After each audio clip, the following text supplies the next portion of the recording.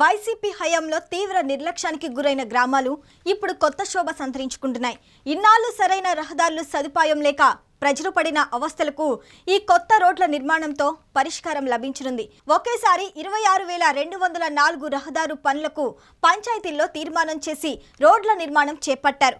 ప్రస్తుతం గ్రామాల్లో 2081.90 కోట్లతో నిర్వహిస్తున్న రోడ్ల నిర్మాణ పనులను మరికొద్ది రోజుల్లోనే పూర్తి చేయాలని ప్రభుత్వం నిర్ణయించింది. ఉపాధి, ఉద్యోగరీత్యా వేరువేరు ప్రాంతాల్లో ఉంటూ సంక్రాంతి పండుగకు సొంత గ్రామాలకు వచ్చేవారికి ఈసారి సరికొత్త అనుభూతి అందించాలని ప్రభుత్వం నిర్ణయించింది.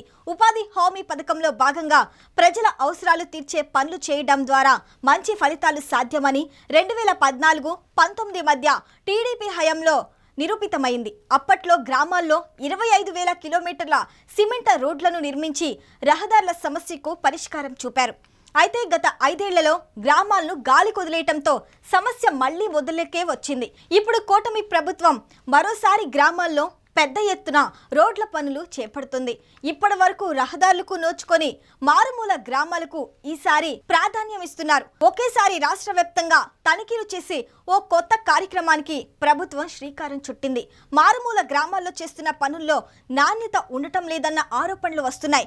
జిల్లా, మండల స్థాయిలోని ఉపాధి హామీ పథకంలో క్వాలిటీ కంట్రోల్ విభాగాన్ని బలోపేతం చేయాలి. ప్రజలందరి సమక్షంలో పంచాయతీలో తీర్మానం చేసిన పనులే చేపట్టాలి.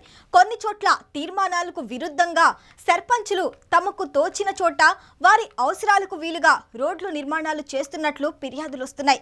ఇలాంటి వాటిని నిర్మూలించాలి. ఎమ్మెల్యేలు, సర్పంచుల మధ్య సమన్వయ లోపంతో కొన్ని పంచాయతీల్లో ఇంకా పూర్తి స్థాయిలో రోడ్ల నిర్మాణ పనులు ప్రారంభానికి నోచుకోలేదు. గ్రామాల్లో ఆధిపత్యం కోసం ఎమ్మెల్యేలు, పంచాయతీల్లో ఎమ్మెల్యేల జోక్యం ఏమిటని సర్పంచులు గొడవలకు దిగుతున్నారు. వీరి మధ్య వివాదం గ్రామీణ అభివృద్ధిపై పడుతుంది. ఈ సమస్యల పరిష్కారానికి చర్యలు తీసుకోవాలి. వ్యవసాయ కూలీలకు ఉపాధితో పాటు గ్రామాల్లో మౌలిక సదుపాయాలు కల్పించడం జాతీయ గ్రామీణ ఉపాధి హామీ పథకం ఉద్దేశం. వైసీపీ హయాంలో 10,483 కోట్ల నిధులతో వివిధ భవన నిర్మాణాలకు అనుమతులిచ్చారు. అయితే ఆ 5 ఏళ్లలో సగం కూడా పూర్తి కాలేదు. కూటమి ప్రభుత్వం ఏర్పడిన తర్వాత 2,281 కోట్ల రూపాయలతో 26,204 రహదారుల పనులు ప్రారంభమయ్యాయి. వీటిలో 2,298 పనులు పూర్తయ్యాయి. మిగిలిన పనులను సంక్రాంతిలోగా పూర్తి చేయాలని కూటమి ప్రభుత్వం నిర్ణయించింది. మరిన్ని అప్డేట్స్ కోసం చూస్తూనే ఉండండి నంబర్1 న్యూస్. సామాన్యుడి చేతిలో సామాజిక అస్త్రం. Do subscribe number one news channel. Like చేయండి, షేర్ చేయండి, కామెంట్ చేయండి.